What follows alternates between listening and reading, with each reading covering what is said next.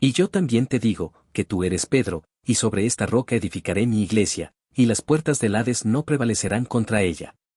Mateo 16. Preguntas y respuestas. ¿Dónde tuvo lugar esta conversación entre Jesús y Pedro? En Cesarea de Filipo, una ciudad al norte de Galilea, lejos de las multitudes. Era un lugar idóneo para una conversación íntima entre Jesús y sus discípulos. ¿Por qué Jesús pregunta quién dicen los hombres que es el Hijo del Hombre? Jesús quería saber si sus discípulos eran conscientes de su verdadera identidad y si habían entendido su misión. ¿Qué respondieron los discípulos a esa pregunta? Respondieron que algunos decían que era Juan el Bautista, otros Elías, Jeremías o uno de los profetas. ¿Qué respondió Pedro cuando Jesús les preguntó quién creían que era él? Pedro respondió: Tú eres el Cristo, el Hijo del Dios viviente. ¿Por qué fue importante la declaración de Pedro? Porque reconoció públicamente la divinidad de Jesús. Fue una revelación espiritual, no una simple opinión humana. ¿Qué elogio le hizo Jesús a Pedro por su confesión? Le dijo que esa revelación no vino de carne ni sangre, sino del Padre Celestial. ¿Qué significa el nombre Pedro? Pedro viene del griego Petros, que significa piedra o roca pequeña. ¿A qué se refiere Jesús cuando dice, sobre esta roca edificaré mi iglesia? Existen diversas interpretaciones, unos creen que la roca es Pedro mismo, otros, que es su confesión de fe, otros, que es Cristo mismo. ¿Qué promete Jesús respecto a su iglesia en ese pasaje? Que las puertas del Hades infierno no prevalecerán contra ella. ¿Qué autoridad le da Jesús a Pedro en ese momento? Le entrega las llaves del reino de los cielos y el poder de atar y desatar en la tierra y en el cielo. ¿Qué simbolizan las llaves del reino de los cielos? Autoridad espiritual para abrir o cerrar la entrada al reino de Dios, comúnmente interpretado como liderazgo en la iglesia. ¿Qué significa atar y desatar? Hace referencia a la autoridad doctrinal y disciplinaria, permitir o prohibir, declarar lícito o ilícito. ¿Fue Pedro el primer líder de la iglesia según esta declaración? Muchos creen que sí. La Iglesia Católica lo considera el primer papa, otras tradiciones lo ven como un líder entre iguales.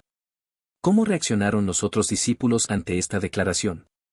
No se registra una reacción específica, pero el texto indica que Pedro ocupó un lugar destacado después de este evento. ¿Jesús fundó una iglesia visible en este momento? No en términos organizacionales inmediatos, pero sí en términos espirituales y proféticos. ¿Por qué Jesús les manda que no digan a nadie que Él es el Cristo? Porque su hora aún no había llegado, quería evitar malentendidos sobre su misión mesiánica. ¿Qué sucede justo después de este pasaje? Jesús comienza a hablar sobre su muerte y resurrección, lo cual sorprende a los discípulos. ¿Qué hace Pedro cuando Jesús habla de su sufrimiento? Pedro lo reprende, diciendo que eso no le debía suceder. ¿Cómo responde Jesús a esa reprensión de Pedro? Le dice: Apártate de mí, Satanás, porque Pedro no entendía aún el plan divino del sacrificio. ¿Qué nos enseña este contraste entre el elogio y la reprensión a Pedro? Que incluso los líderes pueden tener momentos de revelación divina y otros de ignorancia espiritual. ¿Qué papel juega Pedro en el libro de los Hechos? Tiene un rol protagónico en los primeros capítulos, predica en Pentecostés y lidera a la iglesia primitiva. ¿Pedro usó las llaves del reino en su ministerio? Sí. Abrió el Evangelio a los judíos Hechos 2, a los samaritanos y a los gentiles. ¿Cómo se interpreta este pasaje en la Iglesia Católica? Como la base del primado del Papa, sucesor de Pedro en Roma. ¿Cómo interpretan los protestantes este pasaje? Muchos ven la roca como la fe de Pedro o como Cristo mismo, no como una persona. ¿Es Mateo 16 el único lugar donde Jesús llama roca a Pedro? Sí, pero hay otros pasajes donde Pedro muestra liderazgo especial. ¿Qué significa que las puertas del Hades no prevalecerán? Que la muerte y el mal no podrán destruir la iglesia que Jesús edifica. ¿Cuál es el contexto histórico del pasaje? La región de Cesarea de Filipo tenía muchos templos paganos, contrastar eso con la iglesia de Cristo tiene un fuerte simbolismo. ¿Qué es la iglesia según Jesús en este pasaje? Una comunidad espiritual edificada sobre una base sólida, la fe verdadera y su autoridad. ¿Pedro comprendió de inmediato el significado de todo esto? Probablemente no completamente, como se ve en sus errores posteriores. ¿Cuál es la relación entre Pedro y la iglesia primitiva de Jerusalén? Fue uno de los pilares, junto con Juan y Santiago. ¿Cómo muestra este pasaje la soberanía de Dios en la revelación? Jesús dice que fue el Padre quien reveló a Pedro su verdadera identidad. ¿Hay algún otro pasaje donde se hable de Cristo como roca? Sí, por ejemplo en 1 Corintios 10 y 1 Pedro 2. ¿Pedro escribió sobre la iglesia en sus cartas? Sí, habla de la iglesia como casa espiritual y Cristo como piedra angular. ¿Hay un juego de palabras en griego en este pasaje? Sí, Petros Pedro y Petra roca. Gran debate si se refiere a Pedro o a su confesión. ¿Es Pedro la única persona en la Biblia que recibió un cambio de nombre? No. Abraham fue llamado Abraham, Jacob se convirtió en Israel. ¿Qué representa el cambio de nombre de Simón a Pedro? Una nueva identidad y misión en el plan de Dios. ¿La confesión de Pedro es modelo para los creyentes? Sí.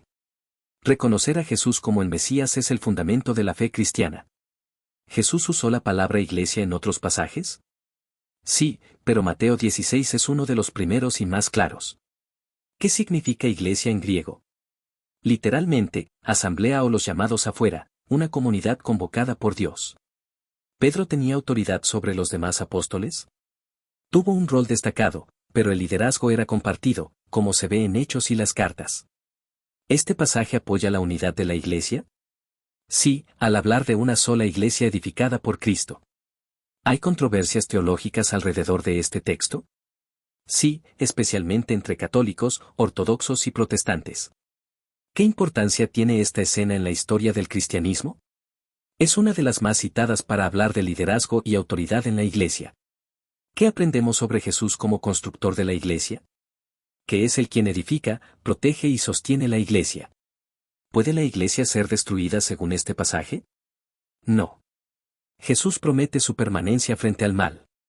¿Este pasaje habla de sucesión apostólica? Implícitamente sí, según la interpretación católica, otras tradiciones lo niegan. ¿Pedro entendió su papel como roca más adelante?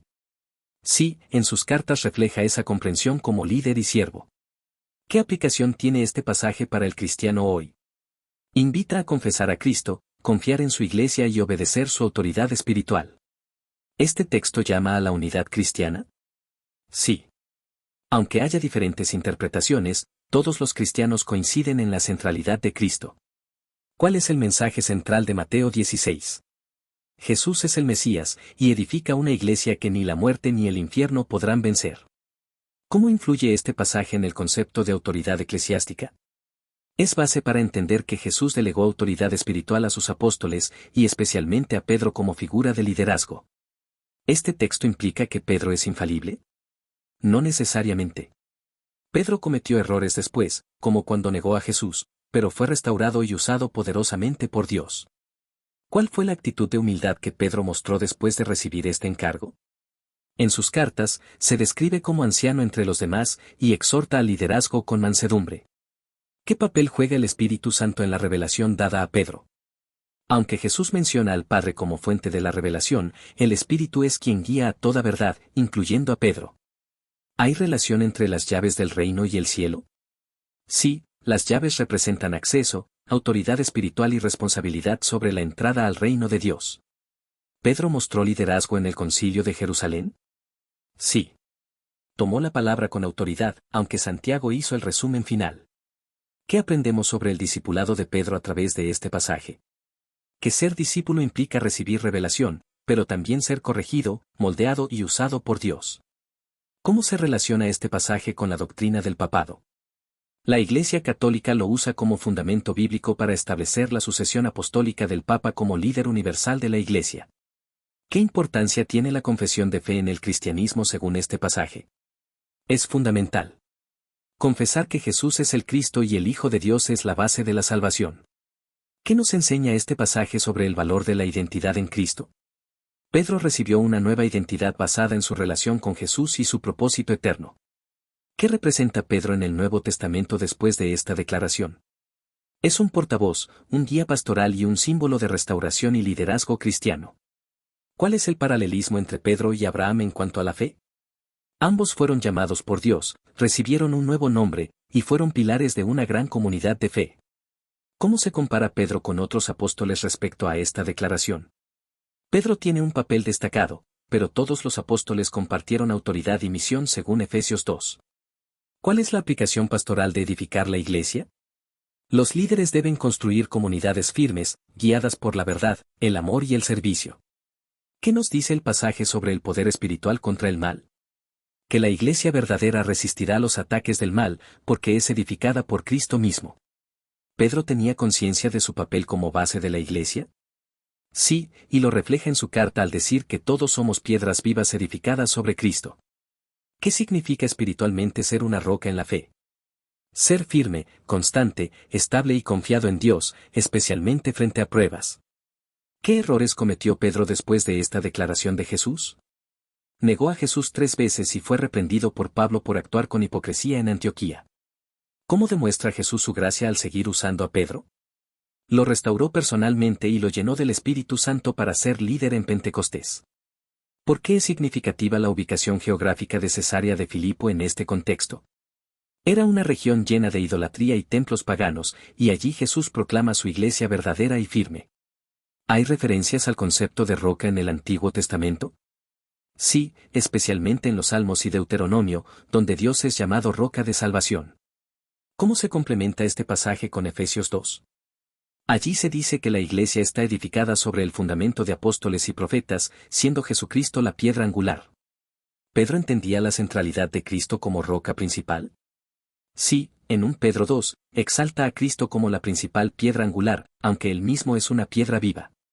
¿Cómo puede un cristiano hoy aplicar el ser roca? Viviendo con firmeza, fe inquebrantable, siendo testigo de Cristo en medio del mundo. ¿Qué simboliza el contraste entre Simón y Pedro? Simón representa la humanidad débil, Pedro la identidad transformada por la fe en Cristo. ¿Qué quiere decir que las puertas del Hades no prevalecerán? Que ni la muerte, ni los poderes demoníacos, ni la persecución destruirán la verdadera iglesia de Cristo. ¿Qué enseñanza se extrae para los líderes cristianos actuales? Que el liderazgo se basa en la fe, la revelación divina y la obediencia, no en capacidades humanas solamente. ¿Este pasaje respalda el concepto de iglesia única y verdadera? Sí, al decir mi iglesia, Jesús señala una comunidad única y auténtica fundada en él. ¿Qué importancia tiene este pasaje en la unidad cristiana? Invita a reconocer que, más allá de diferencias doctrinales, Cristo es el fundamento común. ¿Qué revela este texto sobre la relación personal entre Jesús y Pedro? Una relación de confianza, formación, corrección y envío con propósito eterno.